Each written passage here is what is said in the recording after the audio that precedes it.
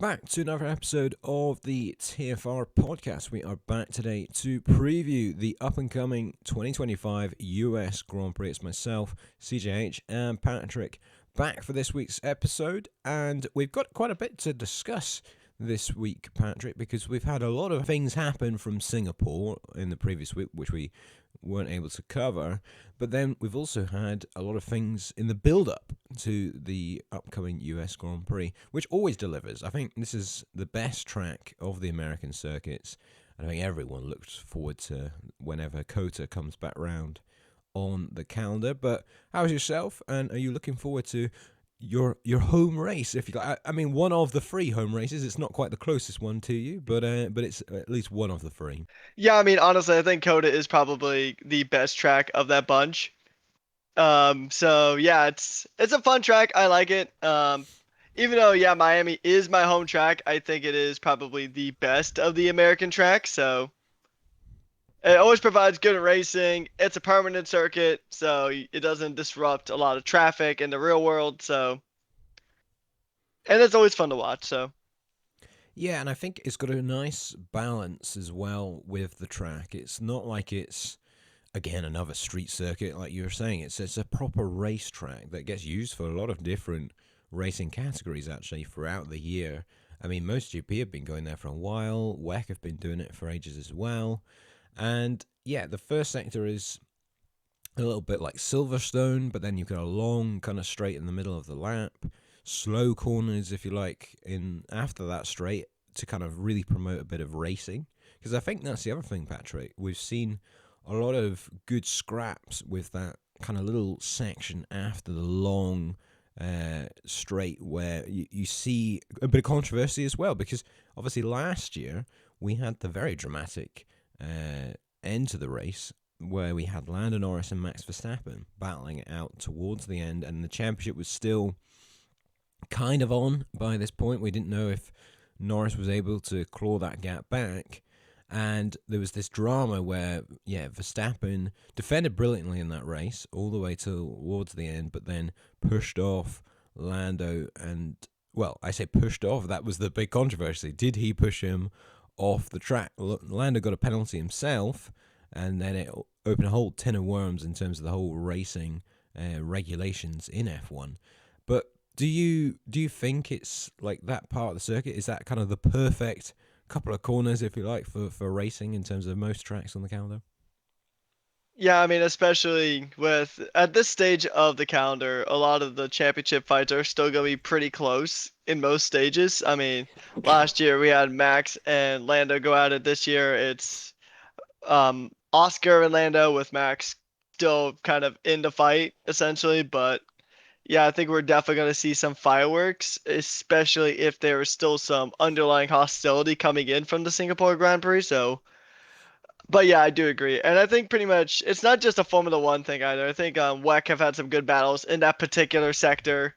Um, and actually, this year in WEC, it was a torrential downpour for the Lone Star Le Mans, where the first hour, 2 hours was under caution because of visibility and drivability was just so bad.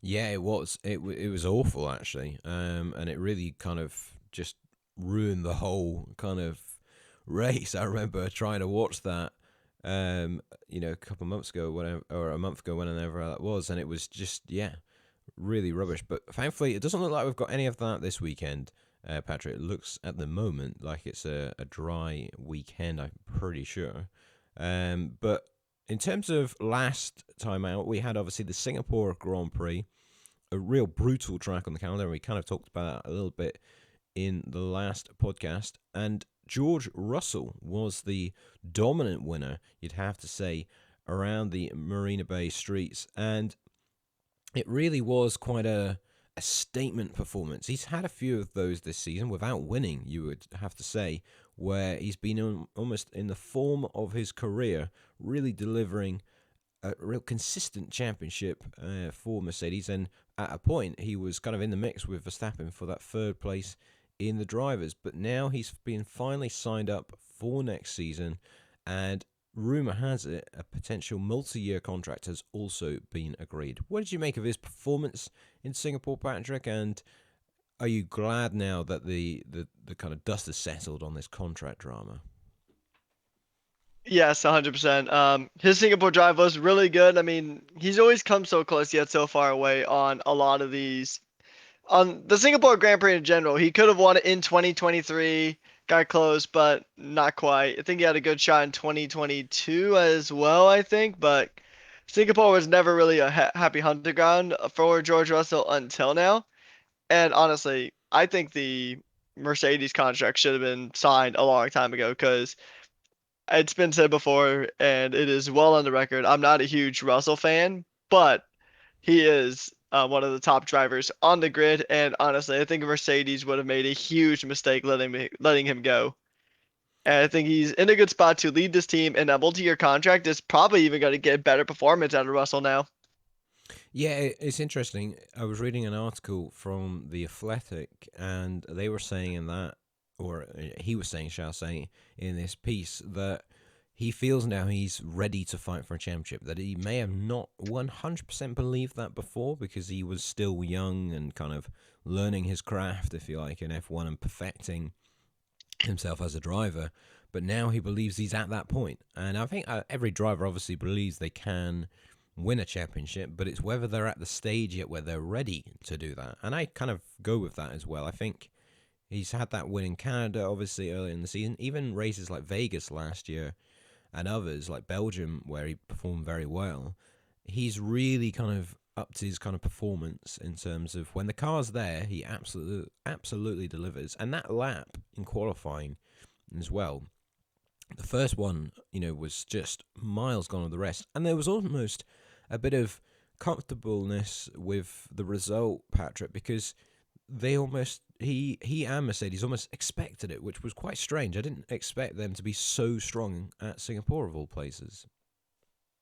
Yeah, no, because that Mercedes, for pretty much this entire regulation cycle, has operated the best on like colder tracks. Like that's why we saw Vegas be a really strong point for Mercedes last year.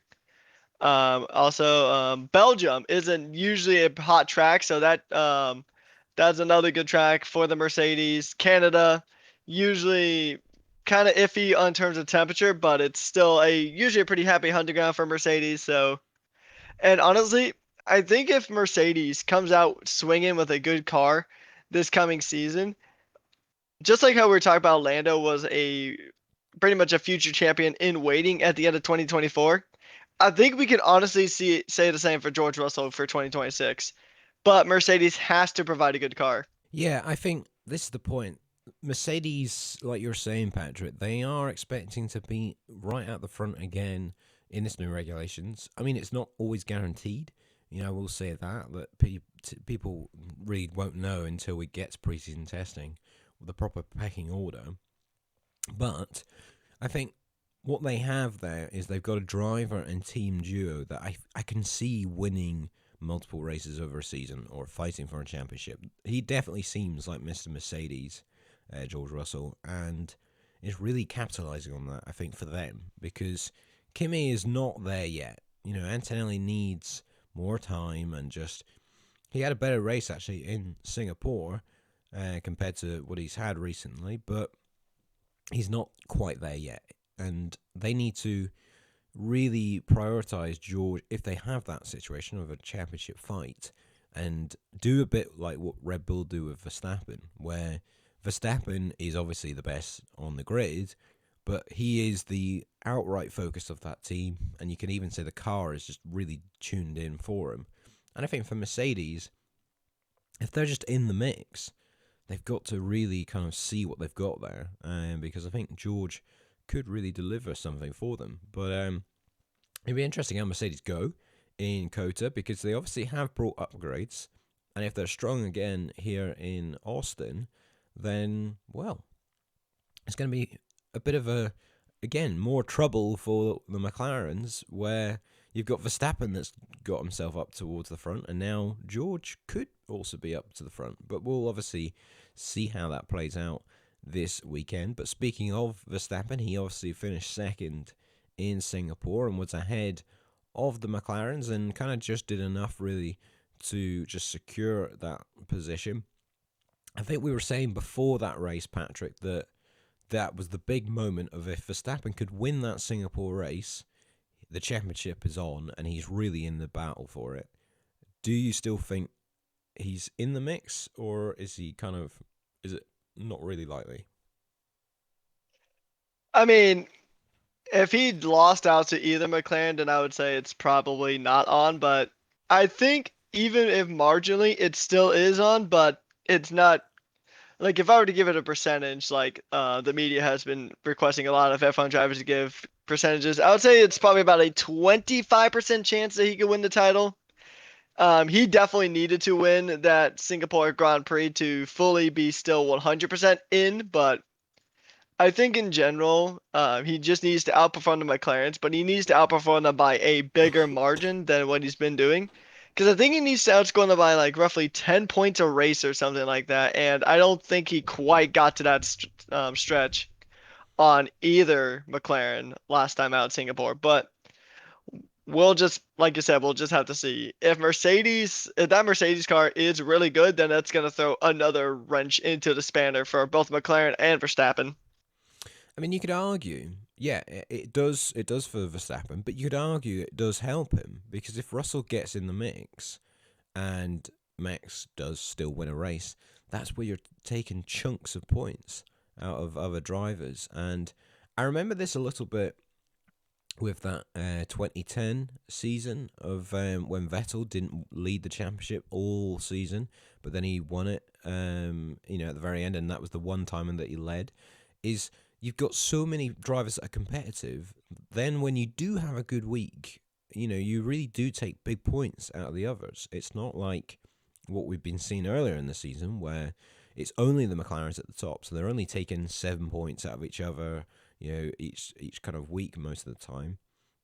When now we've got this scenario where, yeah, if Mercedes and George can get in the mix here, well, the McLarens might start to sweat a bit more because if they do have a bad race again, a bit like how they had in Baku, then yeah, they will start to come under a bit of pressure in terms of the Drivers' Championship. We obviously had a big dramatic moment in Singapore. It was almost, well, it was the moment of the race, which was the opening lap and the collision between Lando Norris and Oscar Piastri. Since then, there's been a bit of words, if you like, with the team. There's apparently been repercussions for Lando Norris that will last for the remainder of the season. Oscar Piastri was not happy about this at all and really kind of made his point clear on the radio after the incident, after Norris tapped Piastri and almost put him in the wall at the beginning of the race. Norris argued that he was avoiding Verstappen and kind of went on and finished ahead of Piastri. But Piastri was clearly still annoyed even after the race, where Zach Brown was speaking to him on the radio and he disconnected the radio despite McLaren winning the Constructors' Championship and everyone in a great mood. I don't think Piastri was quite up for it all. What did you make of that incident, Patrick, and what do you think these repercussions are for Norris? In terms of the accident itself in isolation, I would say it is kind of just a racing incident. I don't really see it as much more than that. I mean, he pretty much got sandwiched in between Oscar and Max. I think he went for a move that really shouldn't have been there and ultimately ended up barging his teammate out of the way. But talking about the Papaya rules, whether they exist or not, because I know that's been a massive talking point here in recent times.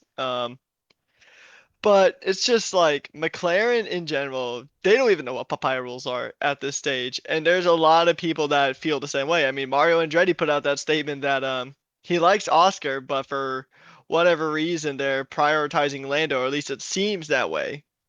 To heavily paraphrase Mario there. But another thing too is that there's a lot of moments where Oscar got close last season to Norris, and then he got slammed on the radio specifically just for braking a bit too late.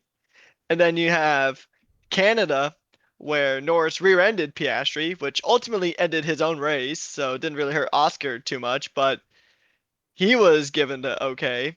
And then you have the issue in Monza, where something completely out of Oscar's control made them switch positions with that slow pit stop. And so, yeah, I mean, Oscar on previous precedent was in his right to say like, hey, what's the dealio here?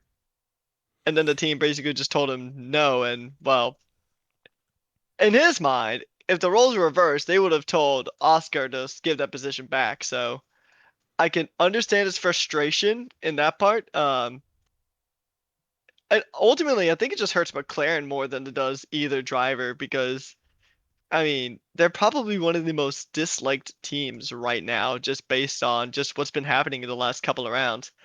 As for the repercussions, I have no clue whatsoever. Hopefully, it's not anything that sways the championship. Like, they're not gonna give Lando like the worst parts, because ultimately, what these drivers want is they just want to win this championship fair and square. They don't want any like outside influence on this title fight.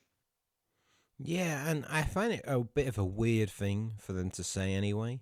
I mean, repercussions. It's like, what does that mean? What are we talking here? So, I don't know. I don't know if that's like Lando saying that to just kind of calm the fire a little bit with it all and just calm things down. But yeah, I think for McLaren here, they have to be careful because yes, I know they've won the championship in terms of the constructors, and well done to them. It's been a dominant season, but they can't get involved so much with the whole championship fight. They've done this all season where they're just kind of meddling, dipping into it, and just influencing strategies and racing incidents. And I don't know. I think it's kind of took a bit of the edge off the championship as well because the team are always kind of trying to manage things. And I actually, you know what, Patrick? I hope the gloves get off even more. If they haven't from Singapore, just full on have a moment in US, Grand Prix this weekend where all kind of team influence is out the window because that is what we want. And I believe we're joined by someone during the podcast, and there he is. It is Luke joining the podcast, and Good day, gentlemen. he's sideways on the screen at the minute, so we are looking at him at a bit of a skewed angle. But welcome back to the pod, Luke, and what a surprise! Great to see you.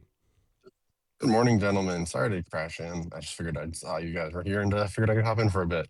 Got a bit of a drive. Absolutely, absolutely. Well, it is indeed obviously the US Grand Prix this weekend, so what a perfect time for you to jump back in. Oh But we yeah. were just discussing there actually the incident between Norris and Piastri in Singapore. What was your Okay. take on that as well? We've had Patrick just give his take there. What did you make of it, and do you think McLaren are kind of getting a bit too involved here with decisions? In light of recent, actually, that's a great question. In light of recent news, I kind of think that they are. I think it's okay with the steps that they're taking. Obviously the FIA deemed that there was no, that there was really nobody at fault, and it was just a racing incident at the end of the day, just first lap chaos. But McLaren ultimately assigning some blame and kind of assigning who did what. I think it's okay. That's sometimes just steps a team has to take, and we don't necessarily know what's going on behind the scenes. We don't know if Piastri was upset or if any of the management was. So the fact that they're addressing it and just kind of clearing the air, I think that's okay because there might have been people going, there might have been people within the team and just people online shooting back and forth at who did what. And McLaren can kind of quell that by just saying, hey, Lando's at fault. There's been repercussions, and now we're done. And then they can put the incident behind them rather than people talking about this way further down the road. Yeah, yeah, that's a fair point. What do you think for this weekend then, Patrick? How's Norris Piastri going to play this? Is Piastri going to be a little bit more like we saw last season now, potentially because of this, or do you think this is a bit of a smoke with no fire? I think we're gonna kind of start seeing the Oscar villain arc. I think, like you said, I think the gloves are gonna come right on off. It's gonna be the Rosberg Hamilton battle from 2016 that we were hoping that this would turn into. And I think we're Hmm. really gonna start to see fireworks between these guys. Ooh, I'm all for that. That is for sure. Do you see that as well, Luke? Honestly, no, I don't see that happening. But just because of the kind of personalities that we have, in that team, obviously, like Andrea Stella and Zach Brown are much more heavily involved in the driver dynamics, especially with Papaya rules quite literally being a thing. So I don't think things could ever kick off to that point. Especially with just Lando and Oscar's personality, they don't quite have that same kind of I don't know. I feel like they don't have that kind of determination, and I don't mean that as a slight to either of them. But you could tell during that season, and Nico Rosberg spoke on it after the fact, that it took just 100% of his being, during that, it just took 100% of him during that entire season, all the time, and that just doesn't seem like what Lando or Oscar are really doing this season. Even last season when Lando was trying to make a title comeback, being, 60 something points behind Verstappen, things got aggressive, but even then there were still apologies after the races. And I'm sure that, like I was saying, with Andrea Stell and Zach Brown kind of having a heavy hand and influencing the team a lot, I don't think it could ever quite get to that point. It would definitely be interesting, and I can admit it would be exciting to see that, but I just don't think they're at that point at all. Maybe in a season's time, maybe in 2 seasons, they're still teammates and things are still in the state they are now. Yeah, absolutely. There'd be other frustration from the management coming into play, but at this point, no. That kind of 2016 kind of drama isn't going to happen for a while. Well, let's just see then. Let's see what happens in these up and coming races. Obviously, we have the sprint race this weekend, which is the first time in quite a while, actually. I can't even remember how long ago it's been since the last sprint race we've had this season. That's how long ago it's been. So it's weird, though. We've got like a sprint race this weekend, then we've got a little break, and then we've got one in Brazil, and then we've got another break as well, and then we got it in Qatar. So it's like they've saved them all for the kind of run into the end of the season. So let's just see what that kind of does as well, because there's obviously extra points. Obviously, in total now, you can earn 33 points from this weekend of racing. So again, probably helps Verstappen a little bit in terms of creeping himself back into the mix. But we'll find out what happens with those McLarens. Elsewhere, though, we've had a lot of new liveries and race suits and helmets and special looks, if you like, for the US Grand Prix this weekend. And I've no idea why they've done all this, by the way. I have no idea why they've all decided, you know what, let's just go for it and bring every new looking thing for this weekend. But they have, and we've got 6 teams that have got special liveries for this weekend. We've got Haas with a kind of full-on American livery with the kind of stars and stripes. We've got Alpine with a bit more of a limited kind of sponsorship yellow stripe at the back of the car. We've got Williams with a 2002 inspired livery, which I think everyone was surprised by, but pleased to Everyone's see. drooling over it. Yeah. We've got Aston Martin with, again, a slight tweak on their current livery, but I think it's a bit of a kind of science-inspired livery and, kind of little details on the car there. McLaren have got another kind of Google Chrome, I think it's the Gemini AI sponsorship livery, a little bit of chrome on the car.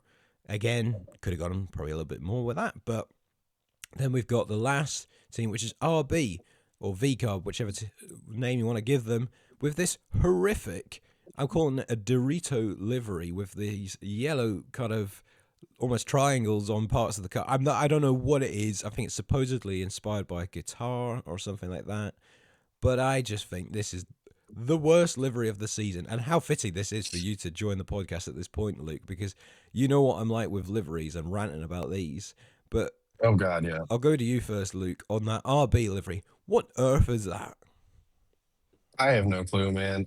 Red Bull is honestly usually pretty good with their liveries, but I don't know what's been going on with the secondary team these past 2 years, man. Like, we've had some rough designs, and I gotta say, this is probably one of the worst. Yeah, it's supposed to be based off of a guitar, but my best guess, like going through some of the team's posts on social media, but it's terrible. I don't know what they were thinking. I'll give them some fair credit, right? The race suits honestly look kind of okay. Like, I don't hate them as much as I hate the car. Yeah. But it's just disgusting. At the end of the day, I just don't really want to see it on track. That extra like splotching just makes it harder to look at. I'm sure it's just gonna be harder to track, and they should have just kept with the plain white, or they could have easily done their own take on stars and stripes or something like that. Like, it's just embarrassing. Yeah, I'm not a fan, that's for sure. What's your favorite livery, Patrick? What of the 6 new ones do you think is the best looking? Normally, I think the Racing Bulls team comes out with the best liveries, but this is not one of those cases. I think I don't think anyone's gonna really argue this, but I think the best livery out of these 6 we've gotten is that 2002 Williams livery. And honestly, that's the livery I would pay good money to see them run that for the rest of the season. It's just such a clean and classic livery, and it works good with the Atlassian sponsorship too. It's a case of, unlike the Ferrari where the HP blue just kind of looks weird, the Atlassian blue with the Williams on a team that normally runs blue in their color scheme anyway just works really, really good. Yeah, I think it's actually such a kind of cool idea as well of doing like a retro livery. I mean, apart from Ferrari, no one else seems to really do this. And if you think with F1 and the fans, that's what they like. They like a bit of a throwback or a bit of a nostalgia fueled livery or something like that. And yeah, I think well done, Williams, because you've of all of these liveries, you've actually done a decent one where it's not sponsorship driven or anything. It's just something to kind of throw it back if you like. But do you agree with that, Luke? And is there any other liveries that you think are actually not too bad? Oh yeah, I absolutely think that. I mean, I definitely think that the Williams is probably the top spot if we're talking about it. But honestly, I kind of love the Haas. It's a fairly simple extra, it's a fairly simple design that's just been added on, and I'm a huge fan. They've done super well with their one-off liveries this year. Like I've enjoyed every single one of them, especially that cherry blossom. I don't think anyone's going to forget it. I mean, the race is forgettable, but the livery is fantastic. But I was gonna say, yeah, the Haas, the Aston, like they also just nailed it.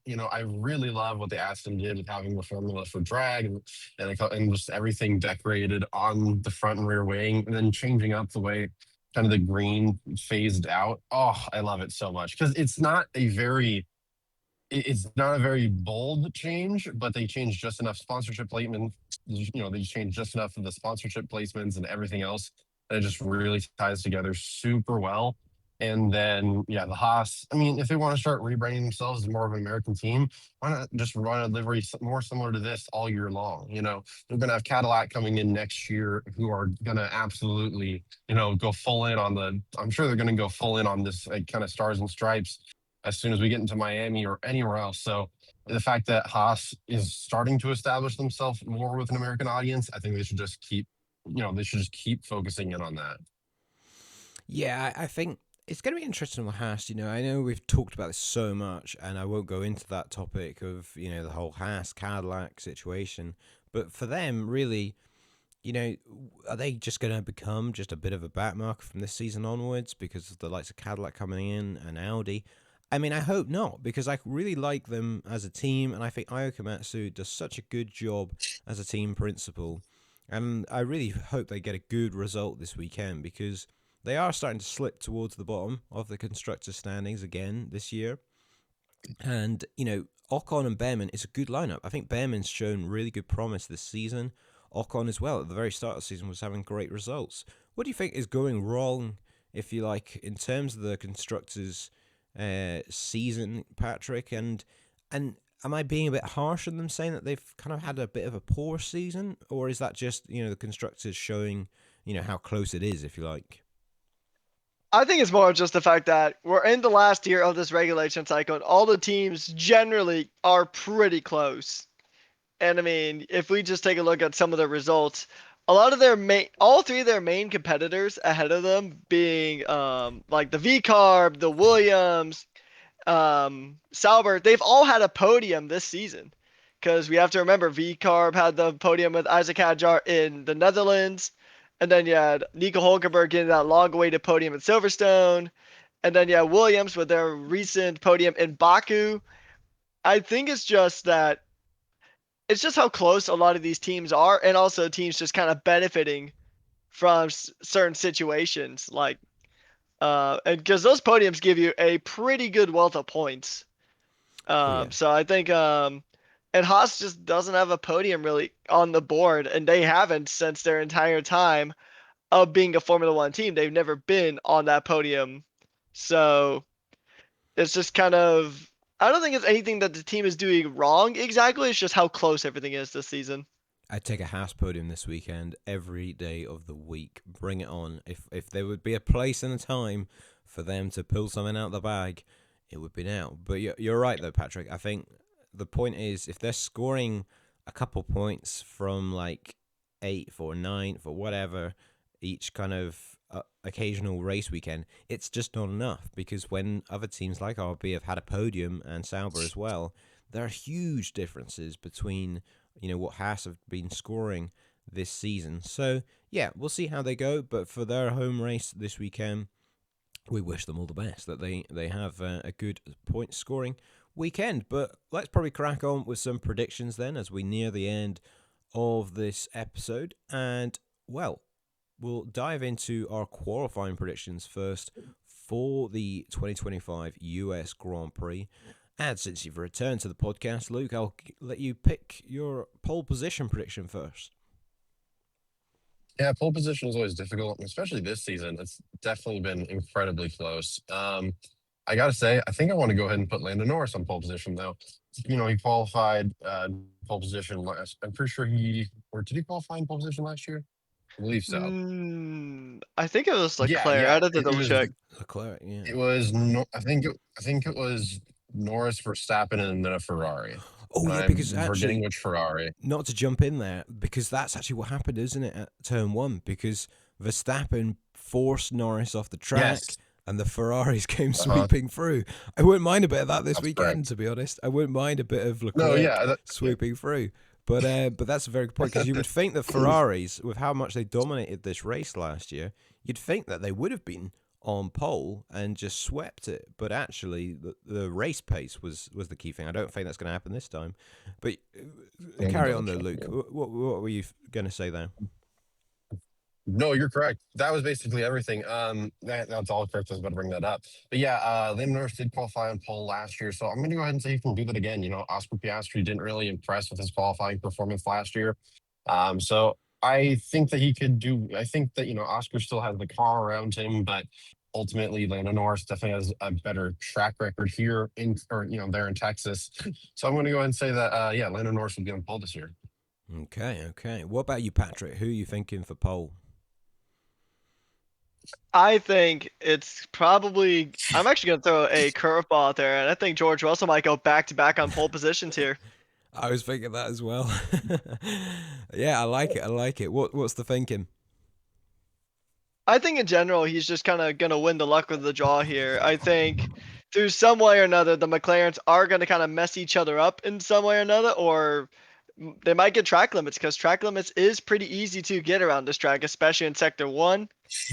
And I think it's going to be close. I don't think Russell is going to win it by a country mile in terms of qualifying, but I think Russell, I mean, he's got that brand new contract right under him now, so he's got a lot of confidence. He's with the team for at least the next 2 years, potentially more. So I think he's just going to use that confidence, especially after that dominant win in Singapore, and I think he's going to go back to back on pole positions here. That would be really interesting if Mercedes rock up, like I was saying earlier in the pod, and they are on the money in terms of pace for this weekend. That really, again, just throws another spanner in the works with the championship. I was tempted to say Russell. I think I'm actually going to make it 3 different predictions here, and I'm going to go with Piastri for pole position. He's not had a pole, Fair. I think, for a bit of a while here, but I think he's a bit fired up at the minute, and despite being a bit of a cool customer, I think that's the fuel he needed, if you like, to really lock back in and take a pole position for the race at COTA. Patrick, I'll go straight back to you. What is your podium looking like? All right, so I will say I am huffing a lot of hopium for this. Gosh.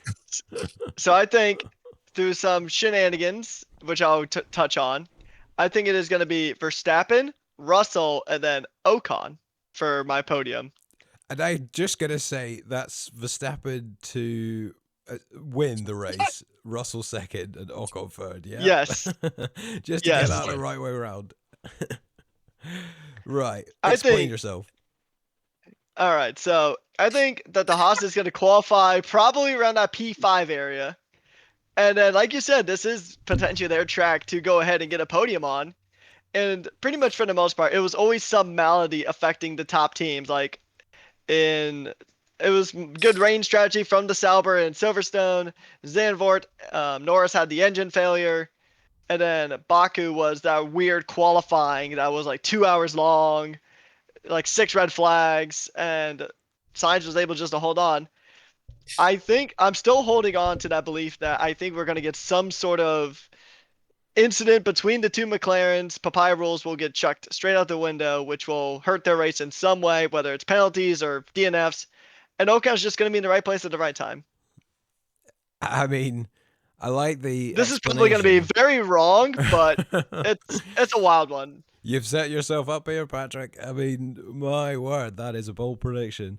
But no McLaren on the podium, by the way. I think that's the other surprise with that one. What about that there? I think it's just pretty much the reason why Ocon's get the good podium instead is just because the two McLarens have ran into each other, or somehow both get slow pit stops, or engine failure, or something of the sort. Wow, I'd like to see this race this weekend. I'll take your race that you've said there, Patrick. That is for sure. What about you, Luke? What was your podium prediction? Gotta say, it's not that. I was thinking much more along the lines of it's be tight with the it's gonna be tight between the Red Bull of Verstappen and the two McLarens, which I know unfortunately is typical right now, but honestly it makes the most done historically well. He's never really We are running into is he back? I think we've got him back. We're running into a few technical difficulties there with Luke. I think he's just in a little bit of a patch there. I think that might be coming back now.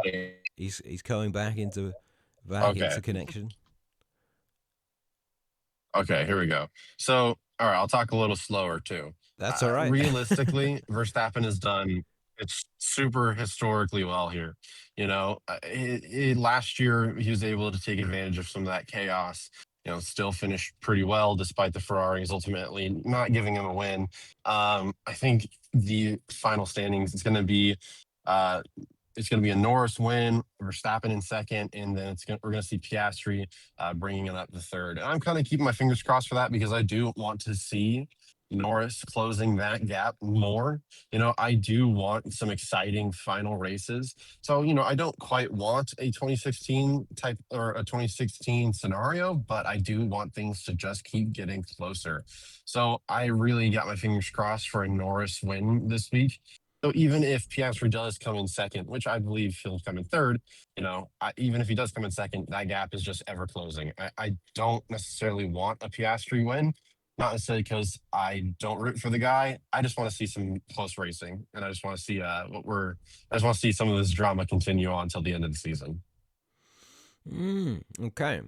I can kind of see the thinking there of because especially with it expected to be a dry race this weekend, that is definitely the kind of drivers you're expecting if you like to be fighting. They have seen that it's been declared as a heat hazard or a warning if you like for this weekend. So that I think plays into McLaren's hands here because a hot race on Sunday will mean the tires will be a bit more tricky to manage, and we have to say McLaren are the best at that this season in terms of their tire management and the tire wear on that car. So and a brief note on the heat too. Just real quick, I was just gonna say that's just something I gotta say. That's why I'm expecting the Mercedes not to perform super well. I mean, we know that their car is still volatile to weather conditions, and the fact that Singapore was nice and cold, I'm sure was no small factor. Was it cold in Singapore? Was it cold? No, that was a heat hazard race too. Not in Singapore. Sorry. No, not Singapore. I'm sorry. Sorry. Wrong race. But we still see them performing well in colder climates, like especially. And so I'm not entirely sure if the Mercedes also has kind of the all-around power that sometimes COTA requires. It has a little bit of every single F1 track in it. So I'm just not so confident about the Mercedes. I don't think that Russell will be finishing like below fifth. I see him coming in around fifth, but I think there's just a lot of other teams that just have kind of the advantage, and I'm hoping the Ferraris get close to a podium rather than the Mercedes again. I think you know what though, like we were saying there about Singapore, I think that kind of skews my whole thinking process with Mercedes and the whole temperature thing, because the fact that they could do that at Singapore, where it is like the hottest kind of race of the season in terms of just, the humidity and all those other things. That really just confuses me a bit with the whole what they're good at with that car. And I don't know if that's because they brought recent upgrades and maybe they've got on top of things. So with my prediction, I'm really a bit confused for this weekend, which makes it really exciting in terms of what we think is going to happen. But I'm going to go with Oscar Piastri in third. I think he'll slip a little bit further down. I'm then going to have Lando Norris in second. And I think Max Verstappen will win the race once again this season, just because of the way him and Red Bull have been at this track in the past. But I think it'll be very, very close between Russell and Piastri for that podium spot. I think that Mercedes is on the money at the minute. What are we thinking about Ferrari, Patrick, for this weekend? Is this going to be a bit more of this Lyco that we've seen a lot more talk about now, where it's lift and coast from a early stage of the race all the way to the end, and then just bring home a fifth and sixth kind of result, or can they be more competitive this weekend? I think they're going to be kind of stuck in that P5 to P7 purgatory yet again. I don't really see them. They're probably going to have the fourth fastest car around this track behind your other usual suspects. I think the Mercedes is going to be. I don't think the Mercedes is going to be the best car here, because, like you said, like Harsh said earlier, it's a hot track, and Mercedes doesn't usually do good at hot tracks. Although we have seen some good performance in Singapore, so I think they're probably going to be the third fastest car. With the heat hazard, I do expect the McLaren to be the quickest car, just because of, like you said, that tire wear is a massive factor, especially because there's a few sectors that really tend to really beat up the tires, specifically the S's in Sector 1. The dirty air will also do a number on the tires. Red Bull's probably going to be right in the middle of those two, but I just don't really see Ferrari challenging for a podium unless something ridiculous happens. Yeah, I think you're right. I will say Lewis Hamilton does have a pretty good track record around this circuit as well. He obviously had his lap 1 DNF last season, but usually when he's gone on to finish the race here, he's usually in the top end of the order. I mean, obviously he got disqualified in 2023 as well, so he's not actually, I guess, been in the points for a bit of time here. But we know in terms of his, like I say, lap pace and consistency of the race, he could also pull something out of the bag this weekend, which he probably does need at the moment. But I think that is pretty much everything for this week's podcast. Thank you guys for joining me. Patrick, thank you. And also a cameo appearance from Luke. Nice to see you again. And Yeah, absolutely.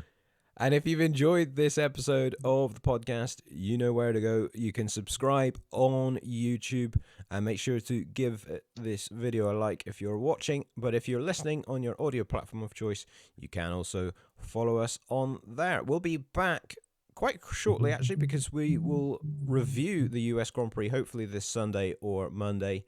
And we'll see you in the next one.